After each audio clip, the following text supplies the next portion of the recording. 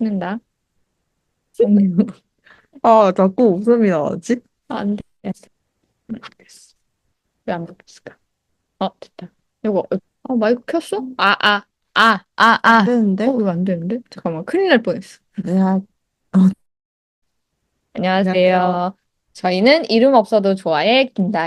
김다인입니다.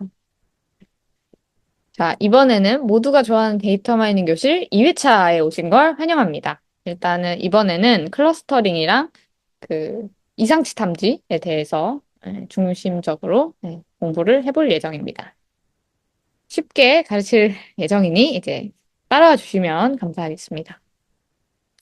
먼저 클러스터링에 대해서 제가 먼저 소개를 드리겠습니다. 네. 네, 그래서 일단 클러스터링이란 무엇인가에 대해서 먼저 알아보도록 해볼게요.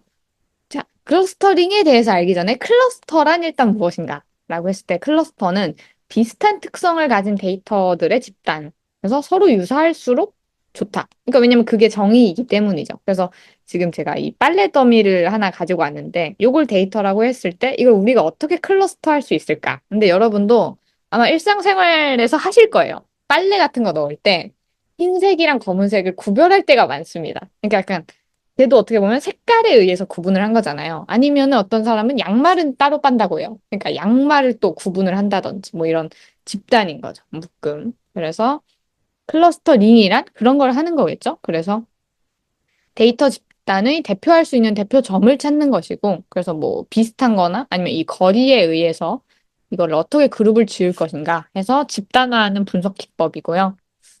그래서 군집의 수, 속성, 이런 게 알려져 있지 않습니다. 그래서 최적의 구분을 찾아가는 문제라고 할 수 있어요. 그래서 이거는 이제 unsupervised learning. 이제 그거는 기초 1에 나와 있으니까 여러분 그거 많이 참고하시면 될 것 같습니다. 이해되셨죠? 네. 네, 그렇습니다. 답이 없는 거니까. 그래서 평가 지표 저번에도 잠깐 말씀드렸는데 다시 짚고 넘어가자면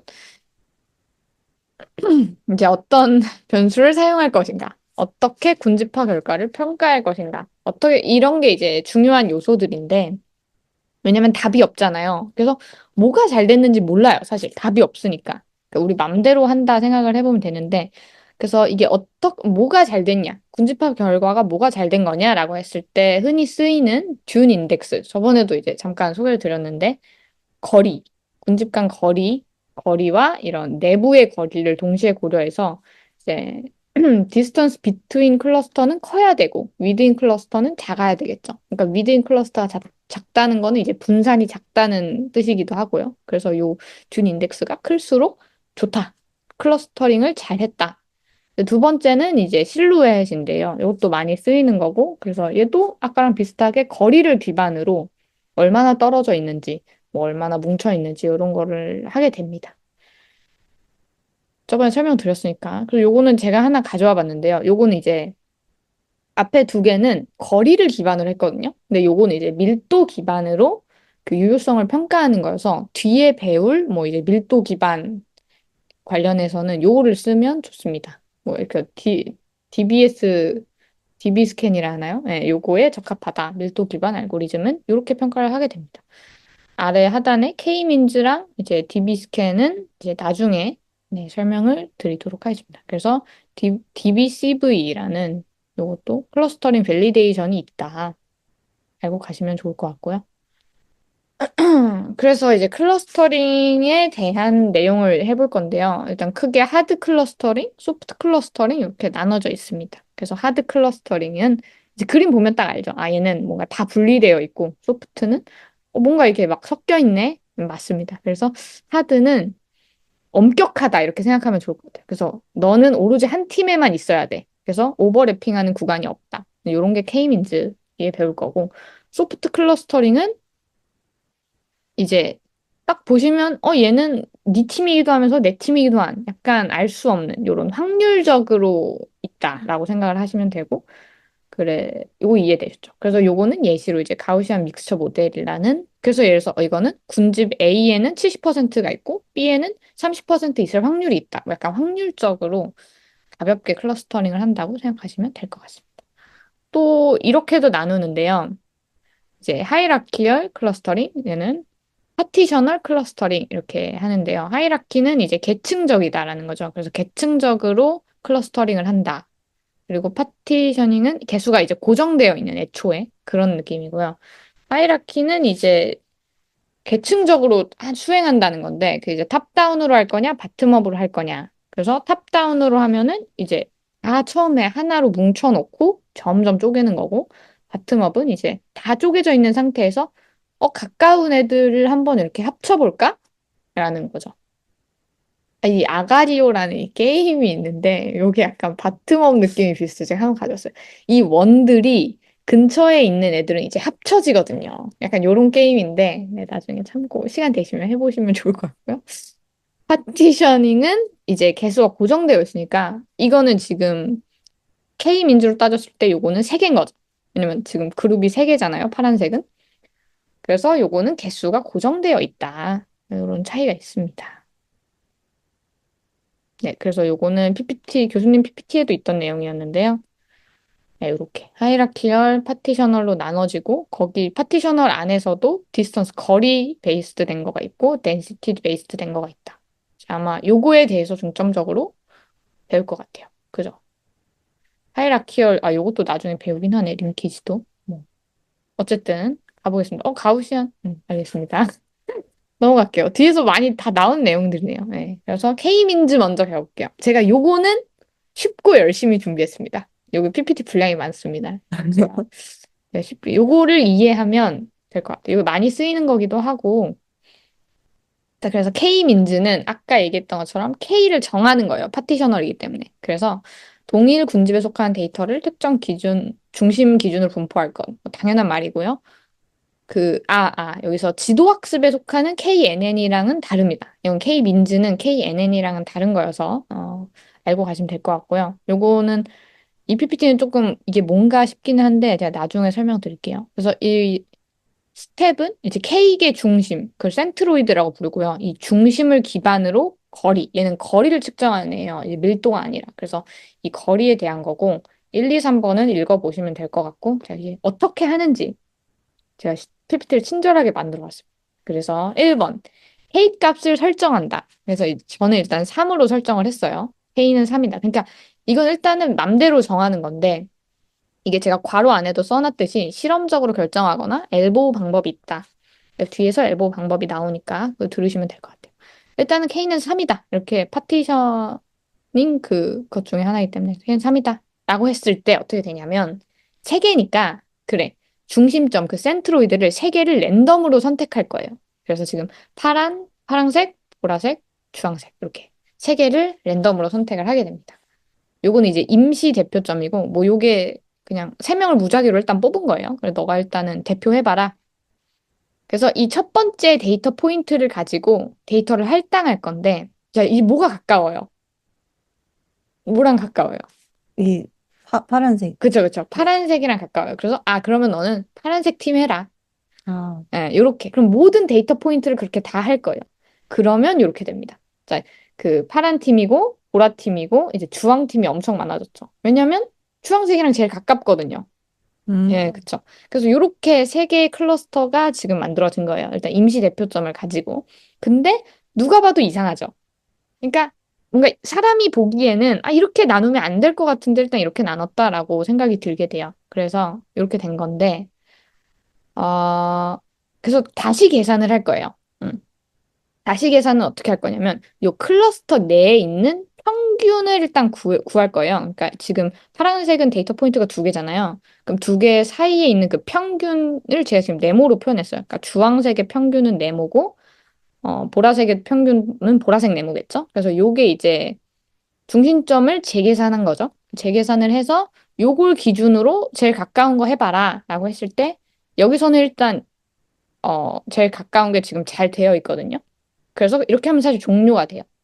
아, 네. 근데 너무 누가 봐도 이상하죠? 네. 이거 요렇게 세 개가 나뉘어야 될 것 같은데, 이거 뭔가 좀 이상하다. 하지만 어쨌든 종료됩니다. 중심점이 왜냐면 변하지 않았기 때문에 잘 되어 있어요. 이거 바탕으로는. 그래서 완성이 됐다. 근데 여기서 어떻게 하냐면 이제 각 클러스터에 베리에이션을 더한다라고 생각을 하시면 되는데, 그래서 베리에이션이 뭐냐라고 하면 이제 퍼져 있는 정도잖아요.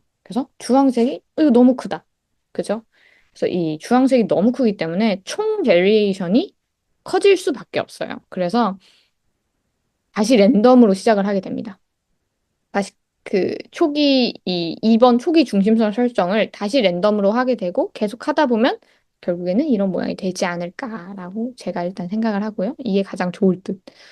아닐 수도 있죠. 네. 대충 이해되셨죠? 네. 오케이, 좋습니다. 그래서 이렇게 하는 거고요. K민즈는 그래서 일단 K를 정하는 게 제일 중요하다. 그러면 K는 어떻게 정할까? 요거 중요하죠. 지금 K는 1일 때 제가 한번 묶어놨는데 한 팀이라는 거죠. 팀의 개수가 하나인데 뭐 가능은 하죠. 이건 K가 2일 때는 이렇게 아마 될 것 같고 K가 3일 때는 이렇게 되지 않을까. 뭐 이렇게 계속 하겠죠. 자, 요거는 자, 그럼 K는 최대 13개예요. 왜냐면 지금 이 데이터 포인트가 13개거든요. 그러니까 데이터 수만큼 K를 정할 수 있어요, 사실. 왜냐면 한 팀에 한 명 들어가 있으면 되는 거니까. 그러면은 요거의 variance, 이 분산은 0이겠죠.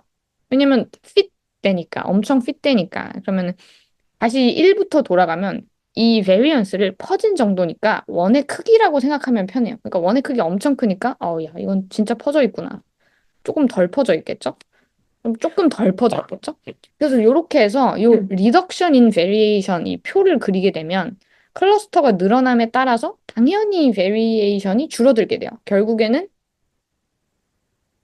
어머 얘는 근데 늘어나죠. 왜냐면 이제 리덕션이니까 이제 그쵸 그쵸. 리덕션은 계속 커지게 되겠죠. 언젠가 이 베리에이션이 0이 될 때까지. 그래서 이 엘보우 포인트라고 하는 거는 팔꿈치잖아요. 엘보우가. 그러니까 딱 꺾인 지점. 음, 일부러 꺾인 지점은 여기. 느낌이 딱 오죠. 그러니까 리덕션이 되게 심하게 일어났고 그 후부터는 되게 조금씩 줄어들잖아요. 그러니까 이거는 이제 약간 클러스터링을 하는 의미가 없는 거죠. 음, 왜냐면은 이제 홍아님이랑 저랑 같은 팀에 있는 게 아니라 그냥 우리 둘을 그냥 그래 너 혼자 팀해라. 혼자 팀해라. 이렇게 하면 의미가 없잖아요. 클러스터링을 하는.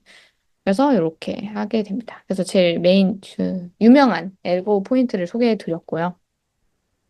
네, 이제 K민즈는 되게 열심히 했는데 그 뒤는 사실 조금 덜 열심히 준비를 했어요. 네, 하이라키컬에 대해서 설명을 해볼게요. 일단 K민즈는 제대로 알았으니까 이거 무엇이 다른가? 얘는 K값을 미리 설정하지 않습니다. 네가 알아서 하는 약간 그런 거예요. 그래서 여기는 클러스터 덴드로그램이라는 게 중요한데 아까 얘기했듯이 탑다운이 있고 바텀업이 있어요. 그래서 이제 밑에서부터 그냥 뭉쳐가는 거예요. 각각 하나의 군집으로 시작을 하고 가까운 두 군집을 이제 클러스터를 계속 묶어가는. 이거는 이제 그러니까 바텀업이겠죠? 바텀업을 계속 이제 조금씩 한 번씩 뭉쳐볼까? 그러면 이제 덴드로그램을 보면서 얘네들끼리 묶어보자. 물론 그걸 저희가 지정하는 게 아니라 얘가 이제 알아서 하는 약간 그런 느낌인 거죠. K값을 설정하지 않기 때문에. 그래서 트리 구조 덕분에 이 덴드로그램이 트리잖아요. 그래서 자연스러운 계층 구조를 표현할 수 있고 뭐 제약이 적고 그렇지만 큰 데이터셋에서는 비효율적이다. 왜냐면 덴드로그램이 엄청 커지게 될 테니까 좀 힘들겠죠. 아무래도 그 계산하는 게. 그래서 얘도 아까 것도 거리 계산이고요. 그래서 병합하고 분리하면서 트리 구조를 만들고 뭐 요런 식입니다. 네, 상대적인 거리를 이용해서 하게 되고요. 요거는 읽어보시면 될 것 같아요. 표는 GPT가 만들어준. 이게, 네. 이게 그 유저 분류에서 자주 사용하는 그건가요? 유저 분류? 근데, 사용자를 사용자 집단. 분류하는 것에서? 근데 저 K민즈도 봤어요. 사용자 집단 아, 구분하는 거에서. 약간 쓰는 사람마다 다른 것 같아요. 네, 방금 읽은 논문이 K민즈로 사람 구분하는 거였어요. 그래요? 네, 그래서, 그러니까 어떻게 할지는 데이터 보고 아마 결정하는 게 좋을 것 같긴 해요. 데이터 크기라던가, 네, 그런 거. 좋습니다. 아까 PPT 잠깐 전으로 돌아가 보겠습니다. 엄청 많지만. 네. 하이라키컬 여기에 이제 링키지랑 베리언스가 있는데 링키지에 지금 세 가지가 있죠. 싱글, 컴플리트, 에버리지가 있고 베리언스에 와드가 있죠. 요거에 대해서 가볍게 설명을 해드릴 거예요. 네. 그래서 distance calculation method 그러니까 이건 K-민즈도 그렇고 하이라키컬도 그렇고 거를 기반으로 하기 때문에 거리를 어떻게 잴 거냐 이게 가장 중요한데 나 아까 설명을 까먹었다. 다시 돌아갈게요. 요거를 한번 얘기를 해야겠어요. 이거를 제가 설명을 안 했네요. 네. 제가 방금 여기서 이 거리를 잰 거는 이건 유클리디안 거리거든요. 그러니까 이건 피타고라스 거리랑 이제 똑같은 건데 그냥 우리가 쉽게 생각하는 거리, 일반적인 거리 개념은 이거라고 생각을 하시면 되고 이제 맨하탄 거리랑 마할라노비스 거리가 있는데 네, 요거는 각자 공부하시면 될 것 같습니다. 이런 것들이 있다.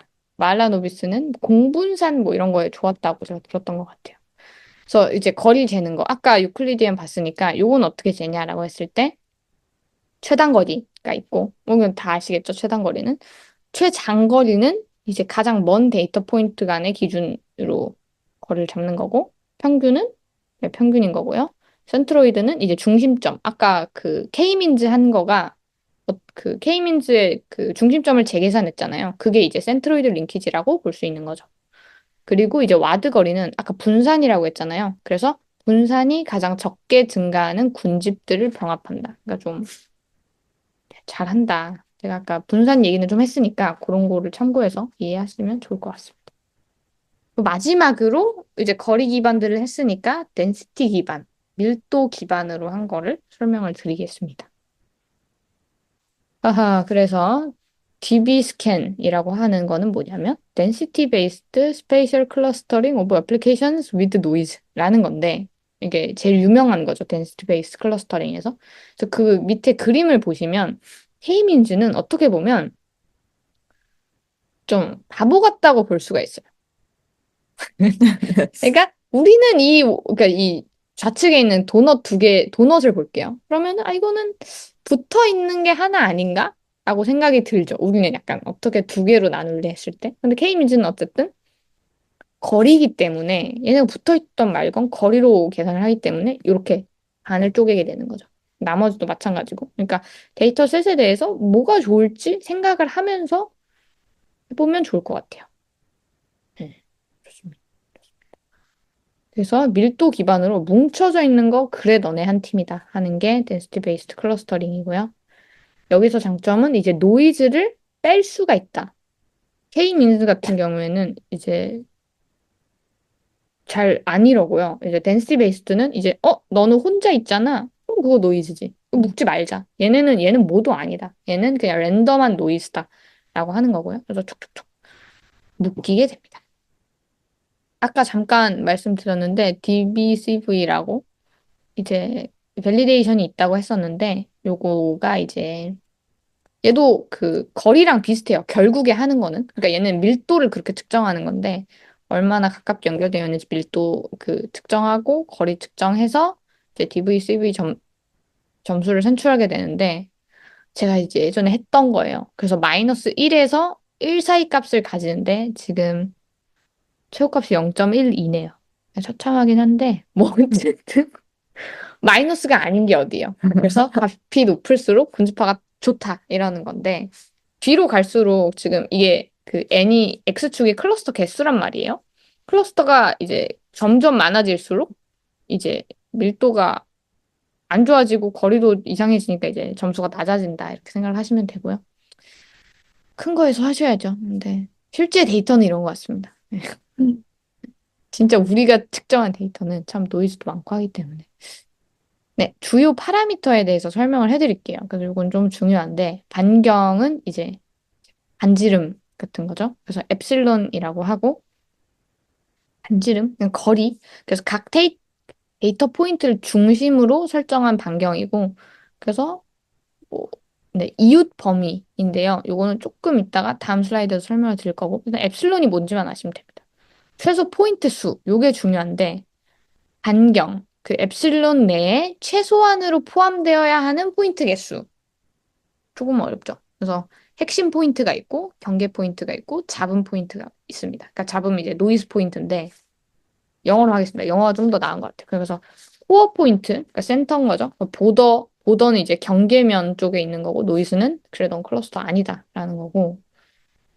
자, 이거 민 포인트를 이제 3으로 했을 때 빨간색 점을 보시면 그 빨간 원 안에는 점이 3개가 있을 거예요. 꼭. 그게 이제 코어 포인트인 거죠. 어떻게 보면. 그래서 이거 보시면 이렇게 포인트가 세 개가 있죠. 자기 말고도 그 이웃 포인트가. 그래, 그러면 너는 밀도가 높은 거니까 코어다.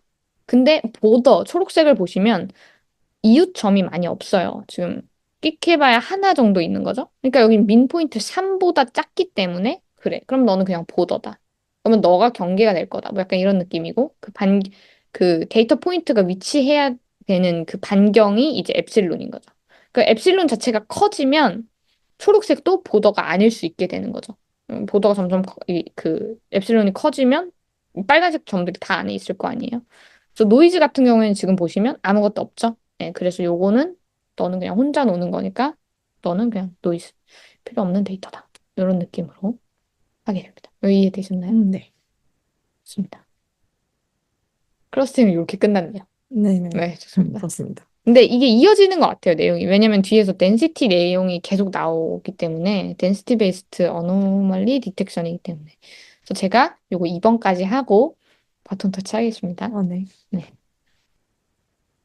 야, 그래서 이상치이냐, 노이즈이냐, 이거 뒤에서도 아마 계속 나오는 것 같은데, 쉽게 설명을 해보자면, 사실 구분하기 매우 어렵습니다. 네.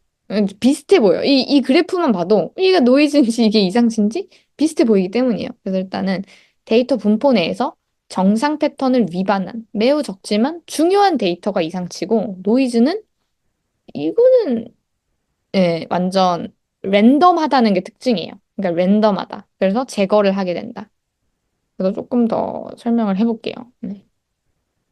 일단은 제가 그 이상치에 대해서 설명을 했으니까 이제 디텍션 쪽에 설명을 해보자면 이제 클래시피케이션으로도 할 수 있어요. 이상치 탐지를. 그리고 사실 지금 우리가 하는 density based를 설명할 건데 그걸로도 할 수가 있어요.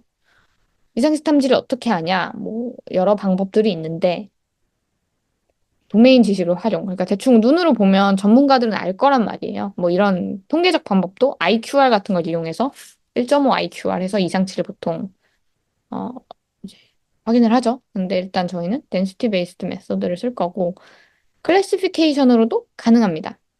클래시피케이션으로 가능한 거는 이제 일단 임밸런스가 없고 그 그 이상치 자체가 많다라고 하면은 클래시피케이션을 해요. 그러면 예를 들어서 스팸 메일은 스팸 엄청 오잖아요. 그래서 이거는 임밸런스가 없고 데이터의 양도 엄청 많기 때문에 요거는 클래시피케이션으로 간다.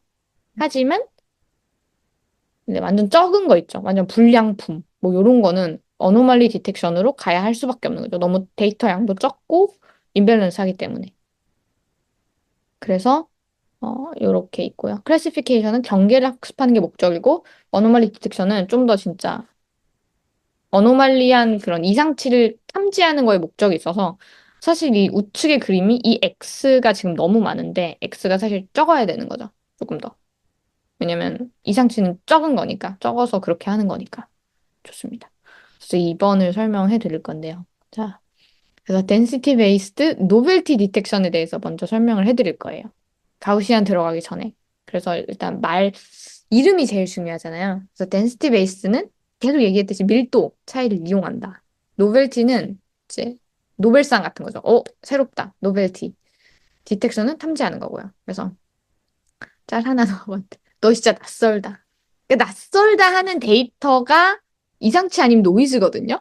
근데 제가 그 PPT에 그 데이터 포인트를 되게 많이 찍어놨는데 일단 제일 큰 누가 봐도 밀집되어 있는 거는 정상 데이터고 그 조금 동떨어져 있는 얘네가 이제 이상치인 거죠.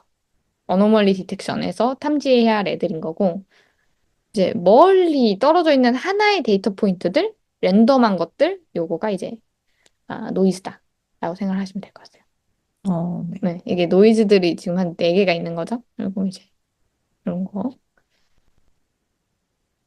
그래서 이상치는 정상 데이터의 밀도를 기준으로 밀도가 낮은 데이터 포인트고요. 그래프 보시면 될 것 같고, 여기 있으면 안 될 것 같은데 여기 되게 좀 있네, 값들이. 그러니까 하나가 아니라 여기 값들이 조금 있네. 이런 느낌으로 평가를 하시면 될 것 같아요. 그래서 정상 데이터를 분석을 해서 밀도를 계산하고 얼마나 잘 맞는지 평가를 하는 거죠. 그래서 가우시안 방법이 그래서 뭐냐라고 했을 때, 아, 저는 이 이름을 보고, 아, 이거 너무 어렵겠다 생각을 했는데, 괜찮습니다. 천천히 하면 할 수 있어요. 제가 쉽게 했습니다. 네, 그래서 가우시안은 이제 그 정규분포잖아요. 가우시안이라고도 부르는 정규분포를 따른다면 가우시안 방법을 사용하여 밀도를 평가하면 됩니다. 그래서 다차원 데이터에서 모다르 개수가 한 개. 어쩌고 저쩌고 학습 과정. 그래서 쉽게 설명을 해보자면 모달이 하나다라는 거는 어떻게 보면 이 정규분포 상에서 봤을 때 피크, 이 제일 그 탑, 그 뾰족한 게 하나다라고 생각을 하시면 되고, 그러니까 하나의 중심, 모달이 하나죠, 가우시안 정규분포는.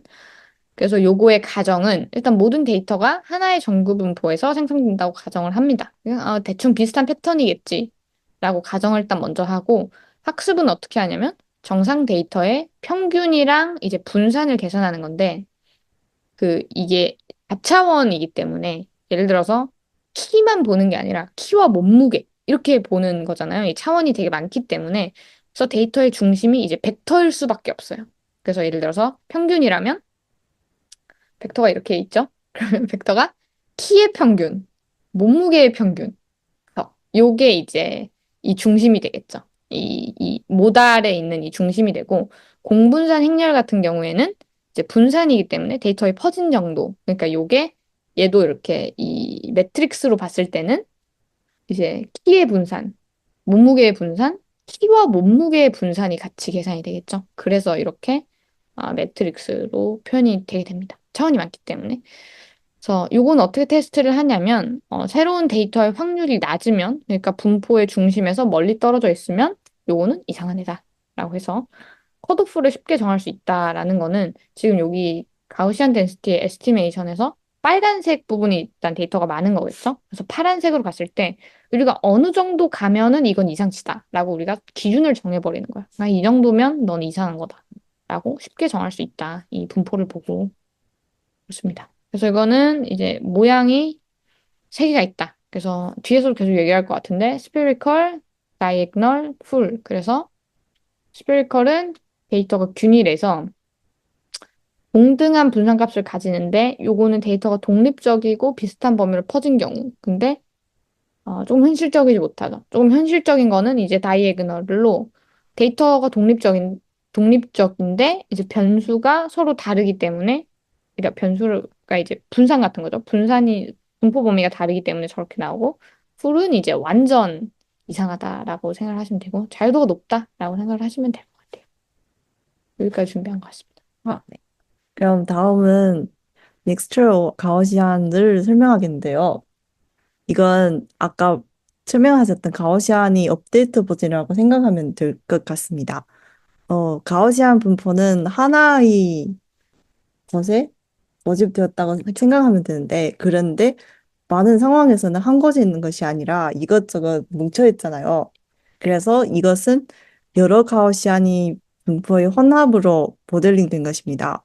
그래서 보시면 이렇게 선형 그래프로 이루어진 것입니다. 그래서 가우시안에 비해서는 등고선이 이렇게 여러 곳에 모집된 것이 보이고 등고선이 더 유연하게 되어 있습니다. 그럼 데이터 X가 정상인 확률을 어떻게 계산하는가 하면 우선 두에 보시면 M분째 가우시안 분포 확률 밀도 함수입니다. 그래서 이것의 면적이 확률이 되는 거겠죠? 그래서 여기에 가중치를 승하고 네. 네, 가우시안 분포의 개수를 다 합하면 되는 것입니다. 그럼 이 가우시안 확률 밀도 함수는 네, 아래와 같이 계산하시면 될 것 같습니다. 그럼 이것의 학습 방법은 어떻게 되는가 하면 우선은 E 스텝과 M 스텝으로 나누어집니다. E 스텝에서는 현재 모수를 기반으로 접근부 확률을 계산하는 것이고 M 스텝에서는 기대 성능을 최대화하도록 모수를 업데이트하는 것입니다. 즉 앞에서는 우리가 생각했던 확률을 넣어주는 것이고 M 스텝에서는 그게 맞는가에 따라서 실제에 따라서 이렇게 하면 더 좋겠다 하고 업데이트하는 것입니다. 이해되셨나요? 네. 네. 업데이트. 예를 들면, 여기서 보면 동전 앞뒤면을 예측하는 것인데, 우선 기초값을 설정하여 동전 A와 동전 B의 앞면이 얼마나 나올 확률을 초기 수정으로 설정합니다.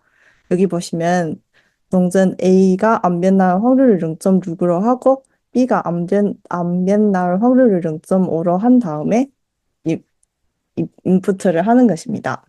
네, 그 다음 이 스텝에서는 각 시퀀스가 동전 A 또는 동전 B에서 나올 확률을 계산합니다. 그래서 계산한 값이 이것처럼 보입니다. 그래서 첫 시퀀스에서 A가 앞면 나온 결과가 0.45고 B가 앞면 나온 것이 0.5로 되어 있습니다. 그 다음은 M 스텝인데요. 이것은 이 스텝에서 얻은 각 동전이 사용될 확률을 이용해서 동전 A, B 앞뒤면 비율을 다시 계산하는 것입니다. 즉, 이렇게 갓을 해서 인풋했는데 실제로 이렇게 나왔다. 그래서 얘를 다시 비율을 계산하는 것입니다. 그래서 이 과정을 반복하여서 수렴될 때까지, 즉, 그 우리가 인풋한 거랑 나온 결론이 음. 크게 변동이 없을 때까지 업데이트하는 것입니다. 그래서 이것은 알고리즘이 진행 과정입니다. 네, 보다시피 처음에는 여전히 많이 떨어져 있지만 우리가 스텝을 반복함에 따라서 점점 잘 분류가 됩니다. 네. 그럼 이 스텝과 M 스텝이 그 확률 계산인데요. 처음에서는 처음과 같이 일단 확률 계산을 하시고, 그 다음 모든 가우시아 분포들이 확률을 합친 값을 나누어 주면 됩니다.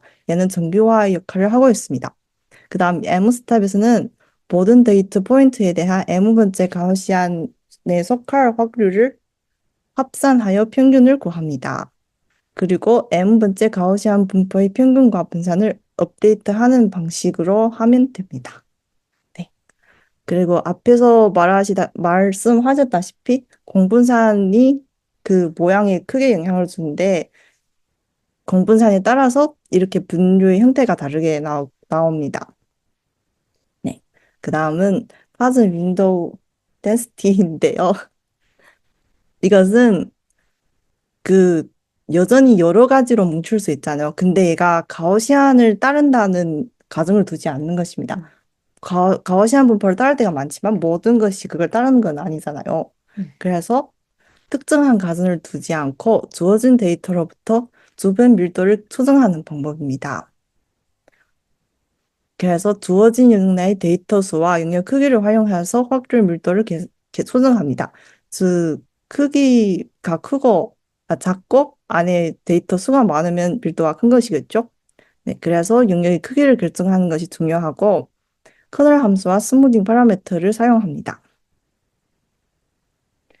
그래서 어떻게 계산하냐면 영역 R 내에 데이터가 존재할 확률은 영역 R 내의 모든 것에 대해서 적분을 구합니다. 그 다음은 K개의 벡터가 영역 R 내의 분포들 확률을 계산하는데 이항 분포를 통해서 나타내면 됩니다. 영역 내에 있는지 없는지는 이항 분포를 따르기 때문이죠. 네, 그 다음은 기대값과 분산값을 계산하면 됩니다. 네, 그,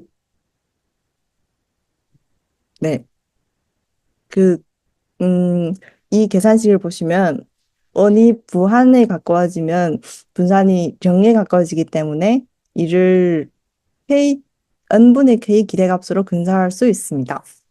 그리고 영역 R의 크기가 위가 충분히 작아서 Px의 변화가 없다고 가정하면 영역 R 내의 확률 P는 이와 같이 근사할 수 있답니다. 앞의 두 결과를 결합하여 다음 식을 얻을 수 있습니다. 이 식은 n이 크고 v가 적절히 작을 때 px를 추정하는 데 유용합니다. 확률 밀도의 추정은 샘플 수 n이 클수록 영역 볼륨 v가 작을수록 정확해집니다. 네, 이 식을 보면 알 수 있겠죠? 네, 실제 상황에서는 데이터 수는 고정되어 있으므로 적절한 v를 찾는 문제로 귀결됩니다. 그래서 v를 고정시키고 k를 찾는 것이 커널 밀도 추정의 목적입니다. 네, 크기 위를 일정하게 유지하면서 그 안에서 몇 개의 데이터 포인트 k가 들어있는지를 파악해야 합니다. 네. 하이퍼큐브는 피부 큐브. 네, 네. 보다시피 이렇게 안에 데이터가 있잖아요. 이 영역 X를 중심으로 하며 각 면의 길이가 H라고 가정을 합니다. 그 하이퍼큐브 안에 데이터가 있으면 1값을 가지고 없으면 0을 반환하는 함수입니다. 이 계산식을 보면 아시겠죠? 네. 그래서 주어진 하이퍼큐브 안에 포함된 데이터 포인트 개수는 K를 세는 식으로 되고, 밀도 px는 하이퍼큐브 내에 포함된 데이터 포인트의 개수를 통해서 계산됩니다. 네. 뭐, 여기 보시면, 음, 그, 지금 설명하신 것은 엄청 적합하지만, 앞에 비해서 적합하지만 너무 과적합할 수가 있어서 이것을 방지해야 합니다. 마지막으로는 Local Outlier Factor인데요. 이것은 해당 관측치의 주변 데이터를 이용하여 곡소적 관점으로 이상치 정도를 파악하는 것입니다. 즉, 지역적 밀도와 그 주변 데이터 포인트의 밀도를 비교하는 것입니다. 여기 그림을 보시면 이게 여기가 엄청 집중되어 있잖아요. 네. 근데 여기는 엄청 분산되어 있다. 그래서 밀도 차이가 크잖아요. 그럼 이건 정상치고 이건 비정상치인 것입니다. 그래서 주변 데이터를 몇 개까지 고려할 것인가 나타내는 K라는 하이퍼 파라미터만 결정하면 됩니다. 이는 일단 디스턴스를 계산해야 되는데 여기에 보시면 몇 가지 거리가 있습니다. 우선은 관측치 P와 가장 가까운 데이터 K에 대한 거리 평균입니다. 즉 여기 보시면 이것까지 말하고 봅시다. 네, 이것은 P에서부터 K 디스턴스보다 멀지 않은 거리에 있는 모든 개체들의 집합을 의미합니다. 어, 여기 보시면 P와 가장 가까운 데이터 K개의 거리잖아요. 그래서 여기서 세 개를 선택하면 이 세 개가 가장 가깝다 이 뜻이고, 여기서는 이 어느 하나보다 멀지 않는 거리인 모든 지합. 즉 예를 들어 얘보다 멀지 않는 모든 지합이면 이거잖아요. 네? 아, 네. 이걸로 선정하면 아, 얘보다 거리가 더 짧은 아, 애를 말하고 있습니다. 다음은 이 두 개로 계산되는 건데, 약간 관측치 P가 5에서 멀다면 이거와의 실제 거리, 관측치가 이거보다 작다면 다시 말할게요. 네. 죄송합니다. 얘가 이 거리인데 네. 얘보다 멀다? 네. 그러면 이거 실제 거리를 사용하고, 어, 얘가 얘보다 짧다. 네, 이 네, 네. 길이 얘보다 짧잖아요. 그럼 이 거리를 사용하는 것입니다. 어, 네. 왜요? 약간 그걸 P2를 사용한다는 거죠? 대신, 네네. P1 대신. 네. 네. 네, 오케이, 알겠습니다. 왠지는 잘 모르겠습니다. 네. 네, 죄송합니다. 네네네. 오케이, 이해했습니다. 네. 그 다음은 관측지 P에 대한 K 이웃의 평균 역수를 말하는데, 관측지 주변에 이웃이 얼마나 밀도 있게 있는가를 대변할 수 있습니다. 네. 어렵네요. LOF.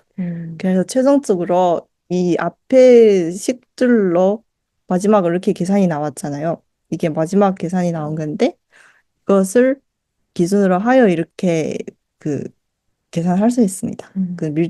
그래서 LOF가 1과 같은 경우는 이웃 관측지와 비슷한 분포라고 볼 수 있고, 1보다 작으면 밀도가 높은 분포이고, 1보다 크면 밀도가 낮은 분포입니다. 그래서 이상치 정도가 큰 것입니다. 이해되셨나요? 네. 그 다음은 갈 길이 머네요. 네. 네. 네, 디스턴스 베이스의 네. 계산식 탐지입니다. 앞에서는 밀도로 계산하였다면 이번에는 거리로 계산하겠습니다. 그래서 먼저 K는 이상치 탐지를 설명하겠는데요. 데이터 포인트의 이상치 점수를 K개의 이유까지의 거리 정보를 이용해 계산하는 방법입니다. 이렇게 보시면 K 수가 증가하면. 포인트의 개수를 말하는 것인데, 네네. 네. 또 이해되네요. 어, 좋네요. 감사합니다. 정상 클래스에 대한 사전 확률 분포를 가정하지 않고 단순히 거리를 이용해서 탐지하는 것이 엄청 편합니다. 이상치 점수 계산을 위해서 다양한 거리 정보가 필요한데요. 앞에서는 밀도를 계산했다면 이번에는 우리. 거리를 계산하겠습니다.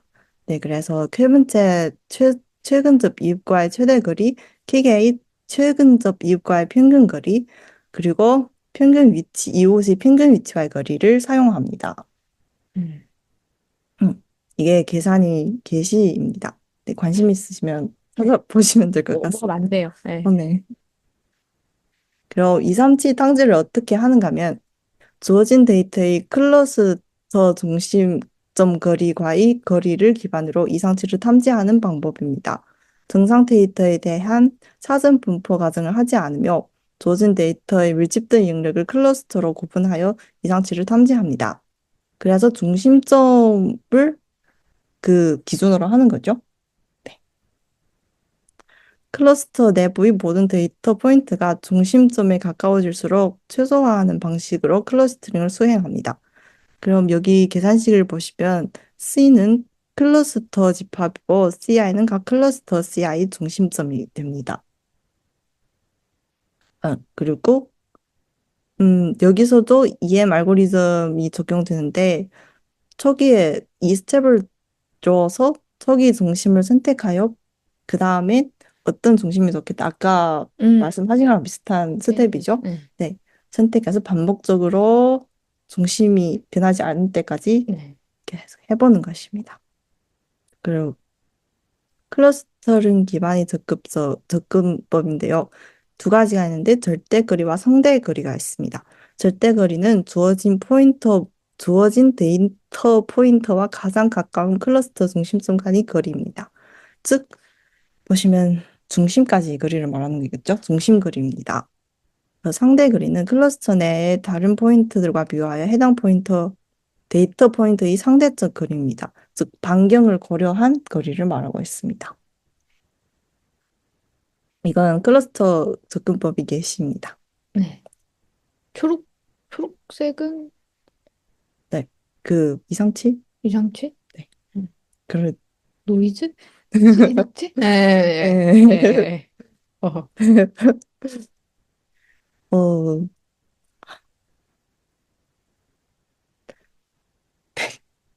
네. 데이터를 저차원으로 투영하여 분산을 최대화하는 방향을 찾는다. 이를 통해 데이터의 중요 성분을 수출할 수 있다. 무슨 말이냐면 이게 지금 3차원적인 거잖아요. 네. 근데 이것을 2차원적으로 음. 가져간다는 것입니다. PCA. 네. 네. 아, PCA. 이게 PCA군요. 아, 네. 아, 네. 네. 아, 프린서플 컴포넌트 애널리시스. 아, 오케이. 그러니까 이것은 원본 데이터의 분산을 최대한 보존하는 새로운 축을 찾고 그 데이터를 프로젝션 시킵니다. 그래서 이것도 다른 차원 것도 여러 가지 투영의 방법이 있잖아요. 그래서 최적화의 축을 찾아가야 합니다. 네, 계산식이 이렇게 많죠? 네. 데이터의 차원을 축소하면서 중요한 정보를 유지하는 방식으로 이상치를 탐지하기 위해서 재고성 오차를 활용합니다. 재고성 오차는 투영된 공간에서 원래 공간으로 다시 복원할 때 발생하는 오차의 크기를 말합니다. 음, 여기 보시면 압축하면서 당연히 좀 변화가 생기겠죠? 네. 그래서 다시 투영하면 원래와 다를 수가 있기 때문에 그 오차가 큰 데이터 포인트는 기존 패턴과 다를 가능성이 높아서 이상치로 음. 간주됩니다. 그 네. 다음엔 스퍼드 팩터 베이스 어, 탐지인데요. 유명한 건가요, 이거? 그죠? 아, 유명한 거. 네. 유명한 겁니다. SVM. 네. 근데 SVM이 뭐지? 네. 저는 배운 데이터를 처음 배우기 때문에 뭐 다 네, 어렵네요. 아, 저도 이름만 압니다.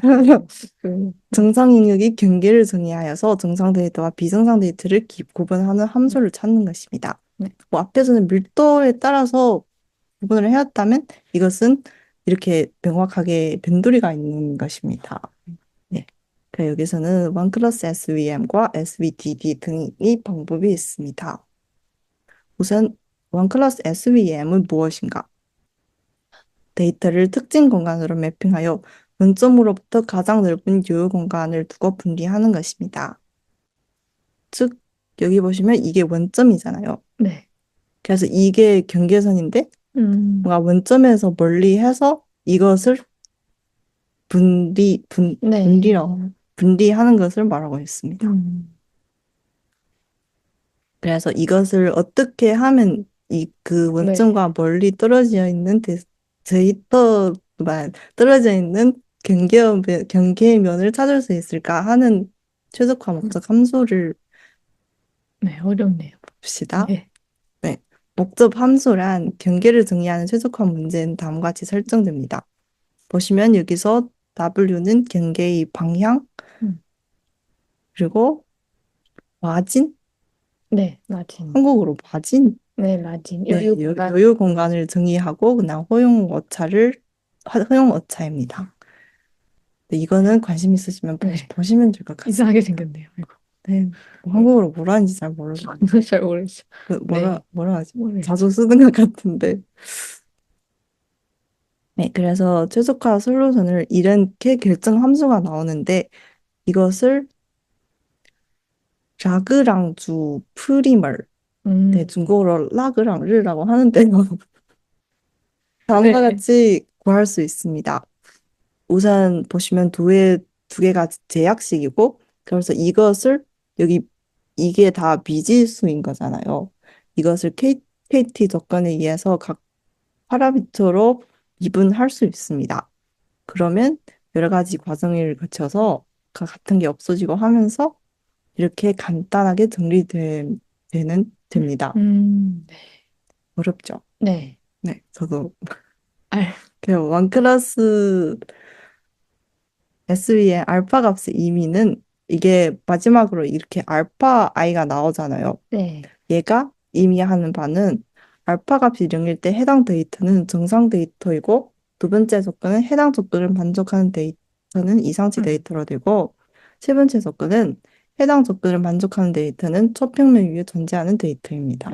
음, 그럼 아까 SVM 설명이 끝났고요. SVDD를 설명할 것인데 이것은 정상 데이터를 포함하는 초구형 경계를 찾아서 정상 데이터와 이상 데이터를 구분하는 데 사용되는 이상치 탐지 기법입니다. 네, 아까는 경계면이 모양 규정되었지 않았잖아요. 근데 얘는 초구형, 네, 동그라미를 동그라미. 찾는 것입니다. 그래서 초구형의 반지름과 중심을 최적화 과정을 통해 결정하며 초구형 밖에 있는 데이터를 이상치로 간주합니다. 그 앞에 SVM에서도 라그랑엘 네. 그걸로 뭐 최적화해서 경계물을 찾았잖아요. 이것도 보시면 여전히 음, 비슷한 방법으로 네. 그 찾는 과정입니다.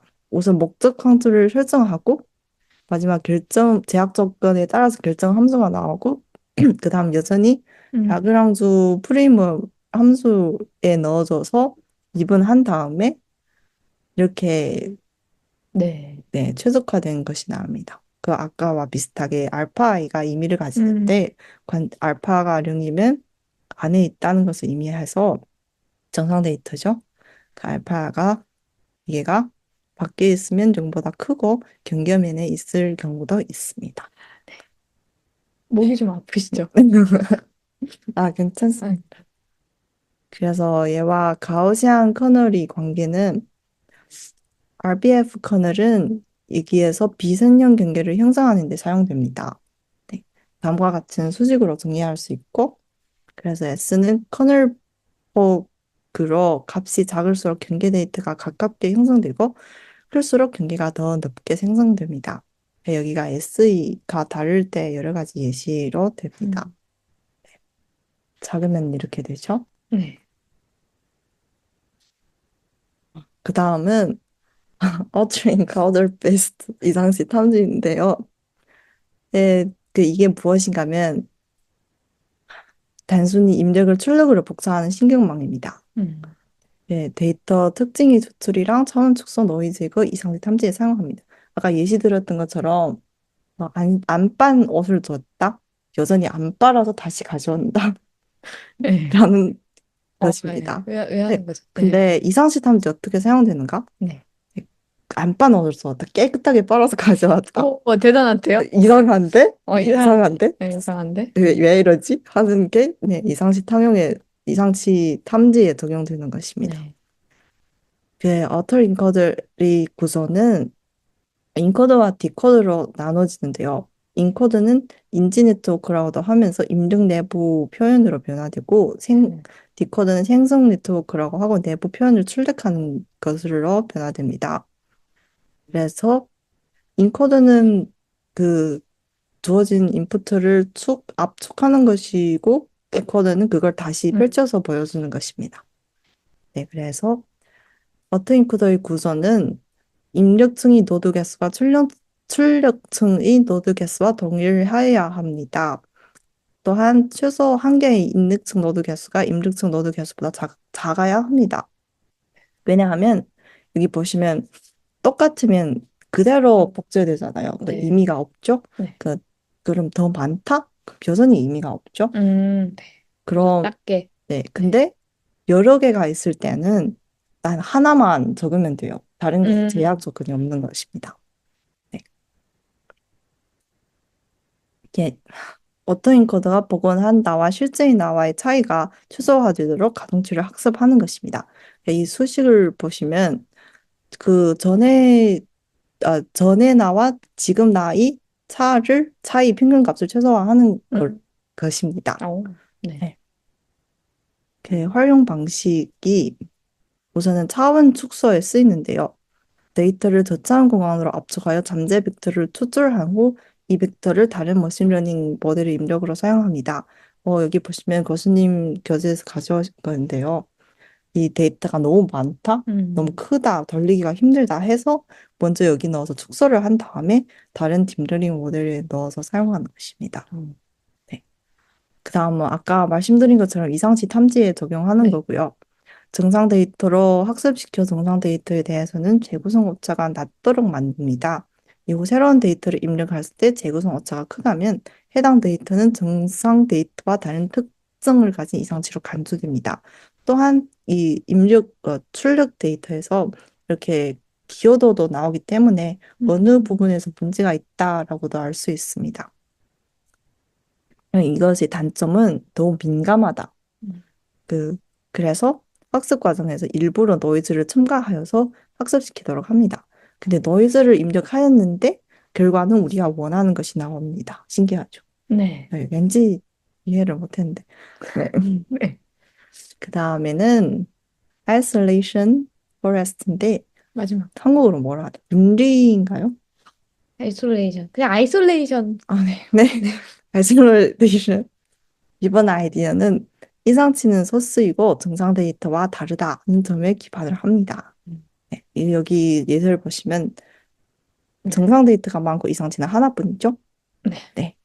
그래서 얘는 트리를 생성시켜서 각 데이터 포인트를 고립시키는 방식으로 작동됩니다. 그래서 정상 데이터는 이렇게 두 번만 그으면 다 정상으로 나눌 수 있는데 이상 데이터는 여러 번을 탐지하여야 분할될 수가 있다라는 음. 아이디어입니다. 고립인가 봐요. 네네. 그 고립. 고립. 네. 아, 그래서 분할 차수에 따라서 이상치가 탐지됩니다. 아까 말했던 것처럼 많이 내려가면 어, 정, 네, 정상. 정상으로 되고 근데 바로 이렇게 나왔다 하면 이상이다라고 간주됩니다. 네. 네. 어, 네. 이상치 탐지 방법은 아까 말한 것처럼 반복적으로 데이터를 분할한다. 근데 그게 사전에 설정한 트리의 최대 깊이에 도달하거나 영역에 대한 하나의 객체만 존재한다? 뭐가 없어진 것 같은데. 오, 어, 일단은, 네. 네, 대신에 할까요? 죄송합니다. 아니요, 아니요. 사전에 설정한 트리의 최대 깊이에 도달하거나 영역에 단 하나의 객체만 존재하거나 영역에 존재하는 객체들이 모두 같은 입력 변수 값들을 가질 때까지 분할을 하게 됩니다. 그래서 탐지에는 경로 길이랑 2, 3치 점수를 계산하는 게 있는데요. 아, 네. 이걸 삭제해야 되는데 죄송합니다. 네. 그래서 아까 분할한 다음에 경로 길이가 나오잖아요. 분할 차수에 따라서. 네. 그 경로 길이는 특정 포인트까지 거듭되기 위해 도달된 깊이를 의미하고 쩔볼수록 해당 데이터가 이상치일 가능성이 높고 평균적인 경로 길이를 계산하기 위해 정교화된 식을 사용합니다. 네. 그래서 이상치 점수는 데이터 포인트 X의 경로 길이와 평균 길이를 비교하여 계산합니다. 여기가 수식입니다. 네. 네. 점수가 1에 가까울수록 경로 길이가 짧아서 이상치일 가능성이 크고 점수가 0.5에 가까울수록 정상이고 0에 가까울수록 그 경로가 길다는 말이죠. 음, 그래서 정상인 가능성이 높습니다. 네. 그래서 이것을 사용하면 마지막으로는 이런 히트맵을 볼 수 있습니다. 음, 네. 그러니까 얘와 LOF 다 이렇게 그 값으로 나오는데 얘가 무슨 차이가 있는가? 음, 그러, 그럼 얘는 항상 0에서 1의 값을 가진다. 그러나 LOF는 그렇지 않다라는 점에서 차이를 둡니다. 여기 예시를 보시면 이렇게 이렇게는 비교를 할 수 있지만 이렇게는 비교를 할 수 없잖아요. 그쵸. 왜냐하면 기준이 다르다. 네. 네, 그래서 음, 얘를 사용하면 여러 가지를 다 비교할 수 있다는 장점이 있습니다. 근데 얘도 단점이 있는데 샘플링과 나무 개수에 따른 불안정성이 있다. 충분한 수의 샘플링과 나무 개수를 설정해야 한다. 근데 수업에서 말씀하신 게 256개 정도면 충분하다고 합니다. 또한 이런 구조는 이렇게 쉽게 이렇게 하면 분리가 되잖아요. 근데 네. 이런 상황의 그래프에서는 축으로 분리하기가 어렵다. 어렵다는 단점이 있습니다. 네, 여기까지입니다. 아, 감사합니다. 오늘 수업 감사합니다. 여기까지 네, 마치겠습니다. 네, 고생 네, 많으셨습니다. 네, 감사합니다. 감사합니다. 어, 와, 준비를 너무 안 했어. 아.